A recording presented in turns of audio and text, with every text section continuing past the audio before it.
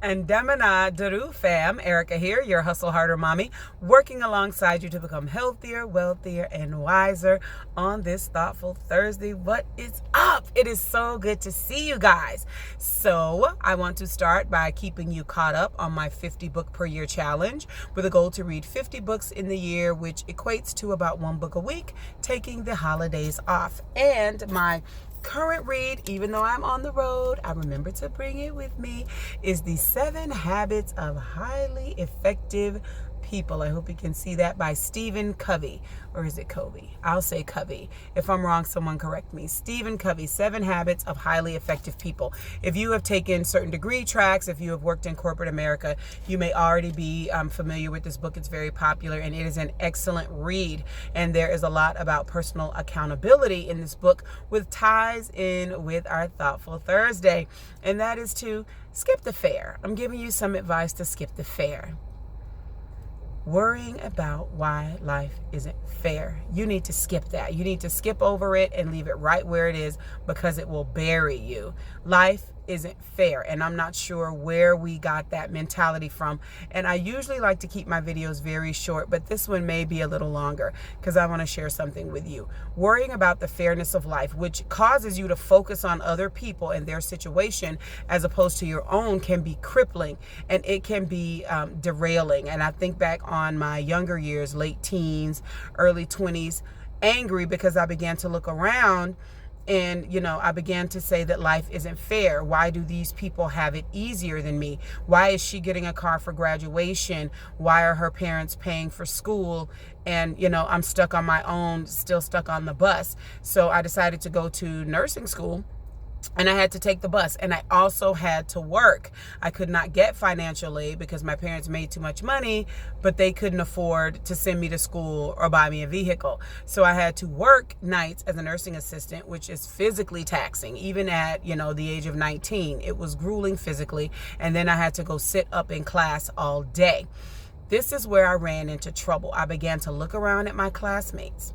Many of my classmates had financial aid, full financial aid. They even had vouchers that allowed them to go to the bookstore and get their uniforms and extremely high quality, expensive duty shoes. I'm talking about $100 and something for these shoes back in the, early 90s. So everything paid for. Meanwhile, I'm scraping together and waiting till payday to buy my uniforms and to get the least expensive shoes that I could afford.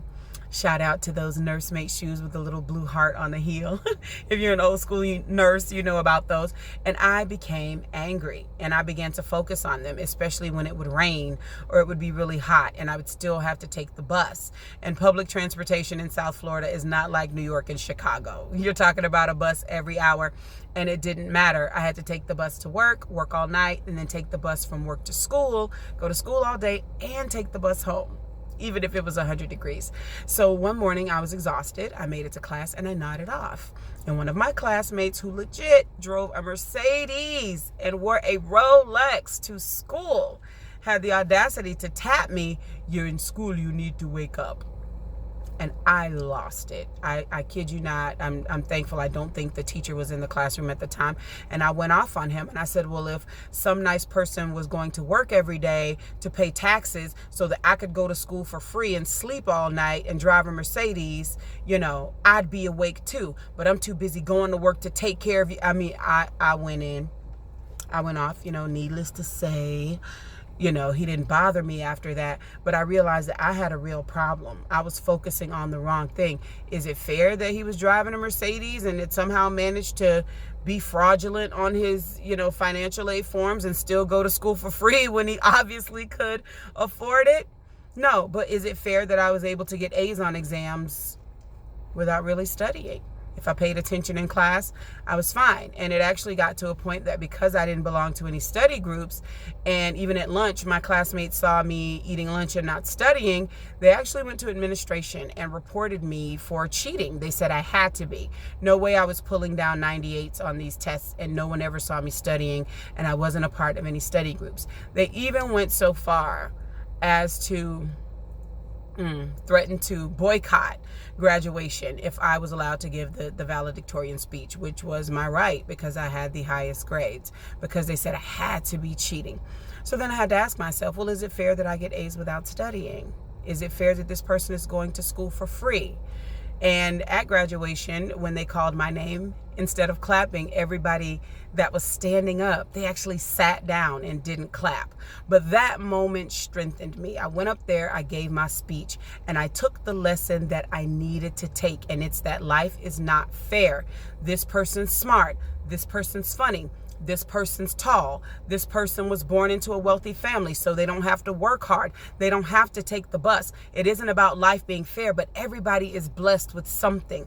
Everybody is gifted with something. And maybe you are not rich or beautiful. Maybe you can't suck down pizzas and still be a size 6, but you have something of your own. So life may not be fair, but it is great and it is balanced. And there is something about you that someone else may very well be watching and wishing that they had. I know that this video was a little longer, but I felt that it was important to illustrate to you what I was trying to say. No, life isn't fair, but it is absolutely fabulous, honey. And that is the thought for this Thursday.